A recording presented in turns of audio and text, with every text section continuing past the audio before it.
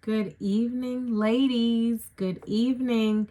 It is Latasha Thomas, your worth coach and restoration strategist. I am bringing you tonight's moment of clarity. For those of you who are just joining us for the first time, please know that tonight is your moment of clarity. It is an opportunity for us to come together in the live chat and to communicate about various topics. Tonight's topic is going to be on identity. Am I who I really say I am?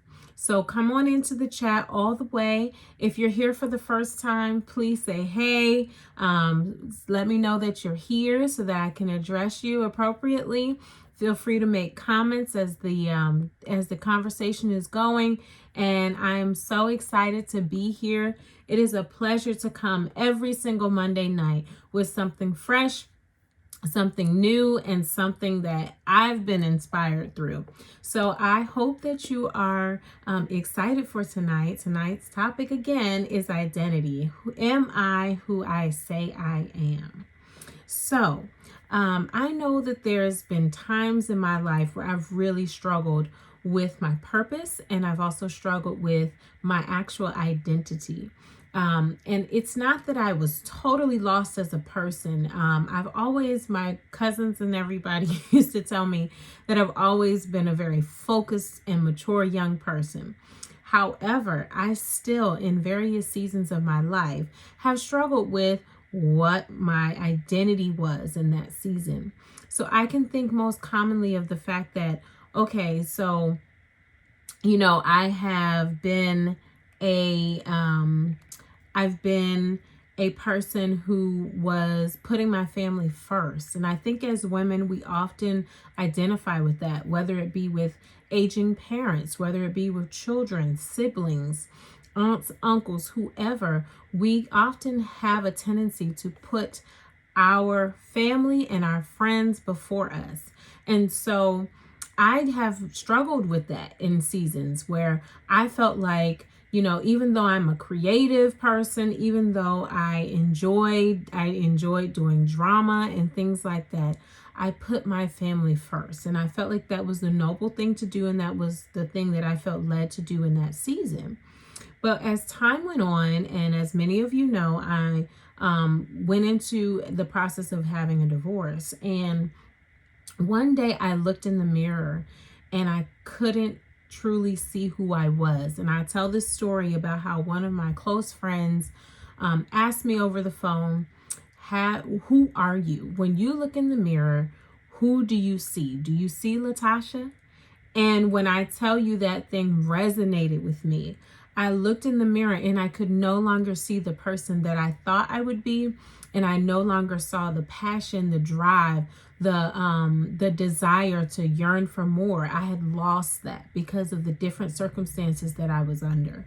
So it was in that moment, tears running down my eyes, that I realized that I needed to get back on the journey to myself again. And I know that some of you are probably sitting in that same position today, not quite sure if you are who you thought you would be, not quite sure if you are who you want to be or who you say you are. And that's okay. It's okay. I think we go through seasons and peaks and valleys as we have different responsibilities in our lives that we often have to readjust or evaluate our identity, and that is okay. So if you are in that place right now, it's okay. It's okay. We're going to talk a little bit about how to navigate through that. So as I said to you before, we're kind of going through a devotional which is called 100 Days of Believing Bigger. And it's by Marshawn Evans Daniels. Really, really, really good devotional. If you guys have not yet picked it up, it's been flying off the shelves.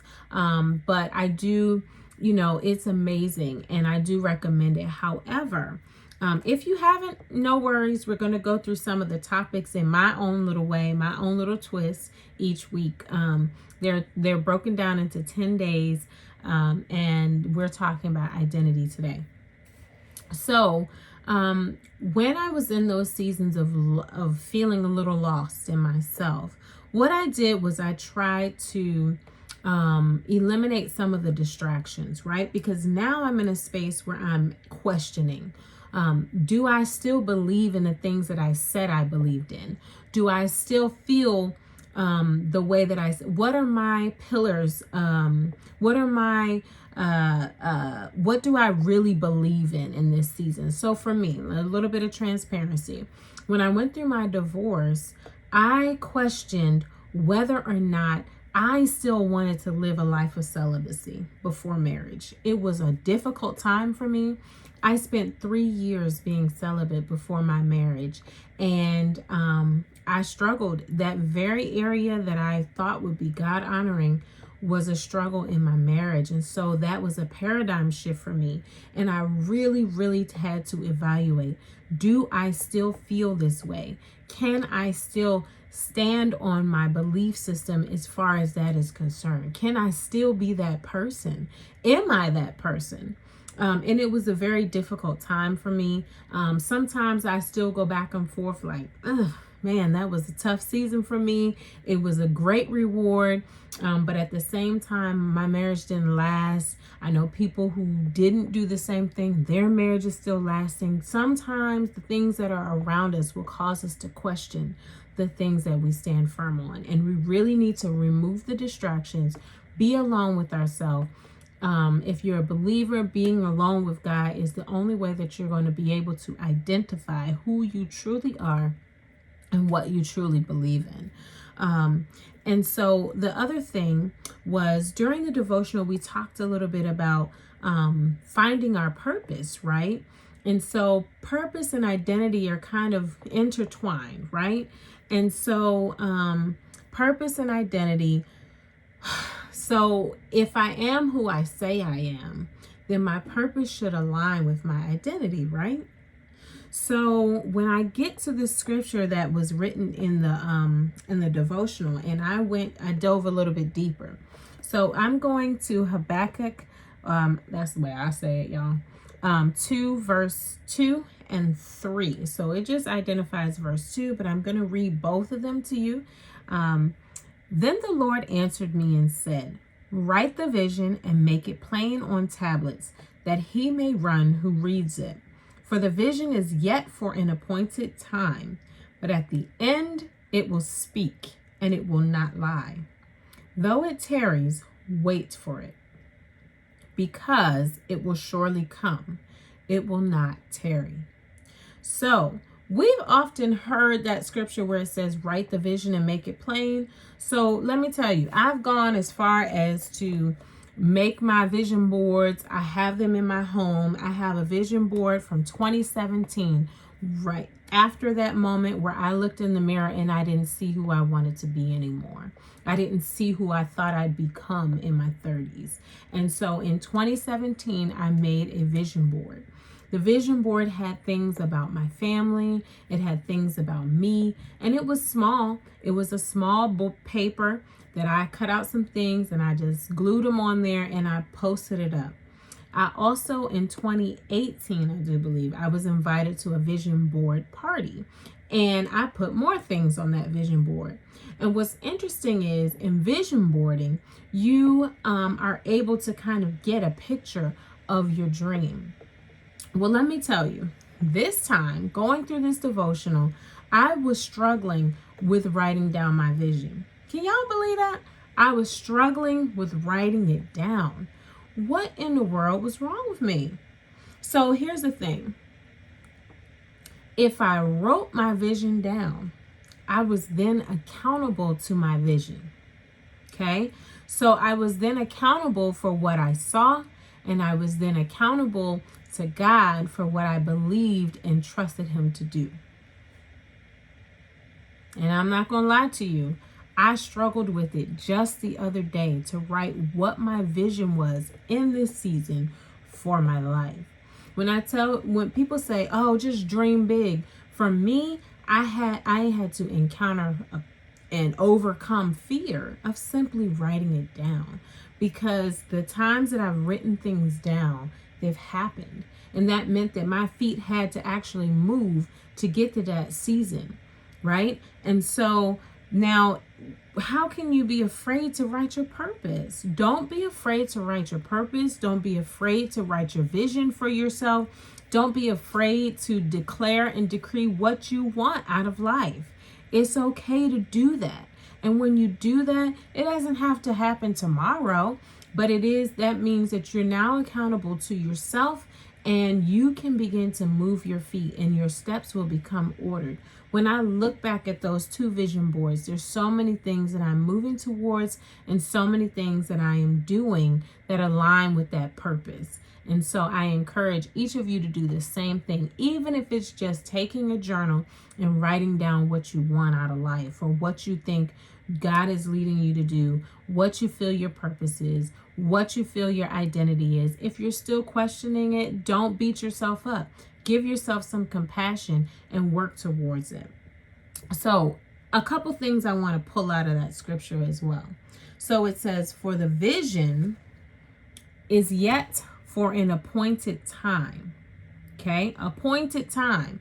So it's for a specific time that has already been designated, and you're already equipped to do it. It's already been decided for you beforehand that it's something that you're going to do. It is appointed, and all we have to do is acknowledge it, right? And then it says, but at the end it will speak and it will not lie. Though it tarries, wait for it. Now, listen, that word wait kind of gives me a little, I'm not going to lie to you. I struggle with that word wait, right?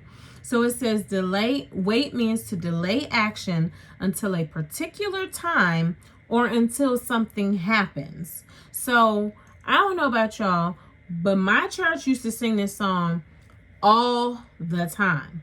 I don't mind waiting. I don't mind waiting.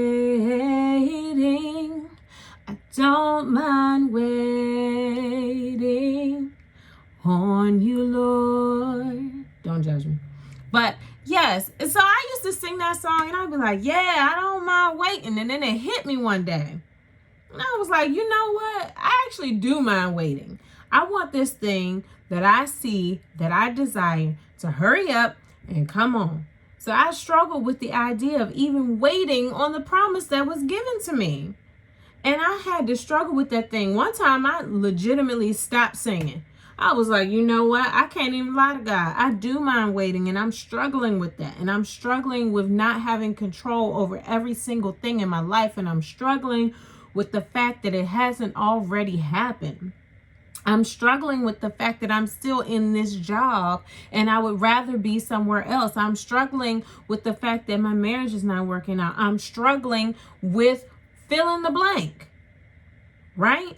Talk to me, y'all. Fill in the blank. So there are so many things in my life that I've been impatient about. And I'm just going to be honest with you. I don't mind being honest. I was impatient about so many different things. And you know what's funny? Before that, I was praying for patience. Singing, I don't mind waiting, lying. So I am beginning to learn that when there is a promise, it has a designated time. It's appointed. It has a designated time. And you have to wait for it. Even though things look like it's not going to happen, it's not going to come through, you have to wait for it. And there's so many people who are successful. If you just listen to their stories, they always had some type of circumstance or situation that made them feel like they were going to quit. And what did they do? They kept pushing forward. They kept pushing forward. They kept pushing forward. Now, I'm not saying you have to be ridiculous with your purpose, but you should be indignant with your purpose. Okay? So that means that you're still going to push forward. You're still going to remember that your steps are ordered. You're still going to follow his will, but you're also willing to release control over that very thing that you desire and wait for it. So, tough balance, but must be achieved. So the next thing is surely, right? So it says, though it tarries, wait for it, because it will surely come. It will not tarry. So when I hear surely or I use surely, right, it's usually emphasized to speak, to emphasize my belief that what I'm saying is true, and it's a surprise that there's some doubt there. So surely you're going to be able to do such and such. Surely you're going to be able to do blank, right? So without a doubt and with certainty, I'm telling you, or this scripture is telling you, that it will come. Now, I don't know who this is for, but whatever it is that you're dreaming about, it'll surely come at an appointed time, but you have to wait for it. So, I'm speaking to myself right now. There's so many different things. When I actually took the leap of faith to write down the vision that I have for my next season, for this coming year, I was nervous, right? Because I knew that this scripture was speaking to me on behalf of that. And I knew that it would surely come someday. And that meant that I had to do some work, y'all. I have to put my feet forward one step at a time. But don't be afraid and don't be dismayed. So I want you to take an opportunity to write down your vision. If you haven't already done that, just take 5 to 10 minutes to just simply dump your dream. What kind of things do you want to see out of life? What kind of things do you want to have? What kind of relationships do you want to have? What business do you want to create? What is it that you feel led to do? What is it that your heart desires? What car do you want to drive? It could be anything. Don't be afraid to write it down. Don't be afraid. That's all I keep thinking is like, why have I been so afraid to dream without limitations? I would find myself holding back my dream, holding back what I thought was, would require me to trust God truthfully and honestly. I had self-doubt that I could even do it. I was limiting my dream while writing it. So I encourage each and every one of you to stop running from your purpose, to identify who you truly are, and to go through those seasons. It's okay to be alone for a few moments. It's okay to make that space so that you can think about your own thoughts, so that you can evaluate what you really feel, what you really think, and what you really stand on. There's so many times that we allow other people that surround us in our space to dictate what we think and what we're going to do. And opinions of others can sway us and dismay us in so many different ways. And we have to learn to stand firm on those things that we believe, that those values and those belief systems that shouldn't change and sway and fluctuate based on what's going on around us. So I don't know if any of you guys are in the chat tonight. I appreciate you coming through for the live. And I just, I pray that each of you will be able to begin to identify who you truly are in Him, and that you are okay with writing that vision down. And I look forward to hearing your vision. I look forward to seeing the fruits of your labor. I want you to feel free and open to share those things in the group, share those things in the chat when you have them, so that we can begin to celebrate one another. I think there's so many times when we just need that extra little push from someone, that extra little positive statement, that extra little nudge that will help us to keep going. And that's why I'm so thankful for each and every member of this group. I'm so thankful when I see another woman join. It is a pleasure of mine to be in a space in which I can share, but I also want to hear back from you. And I also want to know what it is that you need from this group, what it is that you need from this experience, because I don't take it lightly that I have women who are in a group. I don't take it lightly that there are women who have things that they truly need people someone to pour into them. I don't take it lightly that some of you just are seeking someone to give you something good, something empowering in such a season of difficulty. And I pray that I can be I can be that for you, or that someone in this group can be that for you when you need it most. And so my last nugget for you guys is just to dream without limitations. Take the limitations off. Know who you are.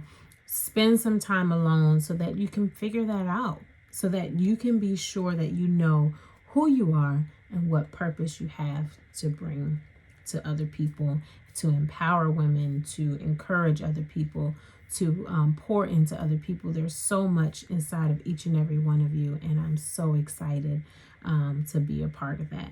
So I hope that you guys have a wonderful, wonderful evening. Our moments of clarity are brief and to the point, so I hope that you've gained something from it. I love each and every one of you, and I hope you have a good evening. Good night.